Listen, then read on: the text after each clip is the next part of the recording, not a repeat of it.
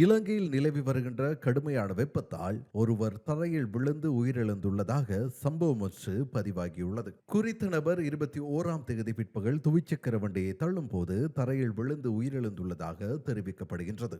உயிரிழந்தவர் அக்குரச பிரதேசத்தைச் சேர்ந்த 72 வயதுடைய 4 பிள்ளைகளின் தந்தையாவார். நாட்டையே பாதித்துள்ள கடும் வெப்பத்தில் இருந்து தங்களை பாதுகாத்துக் கொள்ளுமாறு சுகாதாரத்துறையினர் கடந்த காலங்களில் மக்களுக்கு எச்சரிக்கை விடுத்து வந்தனர். இதேவேளை பல பிரதேசங்களில் வறண்ட காலநிலை நிலவிய போதும் கடந்த 2 நாட்களாக கொழும்பில் கடும் மழை பெய்துள்ளது. கடந்த 24 மணித்தியாலங்களில் அம்பாறை மகாஓய பிரதேசத்தில் 133.5 மில்லிமீட்டர் அதிகளவான மழை வீழ்ச்சி பதிவாகியுள்ளது.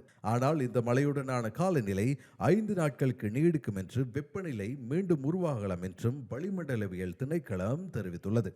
இந்நிலையில் நாட்டில் நிலவும் வறட்சியான காலநிலை காரணமாக பல நீர்நிலைகள் நீர்மட்டம் குறைந்துள்ளதாக நீர்வளங்கள் மற்றும் வடிகால் அமைப்பு சபை தெரிவித்துள்ளது.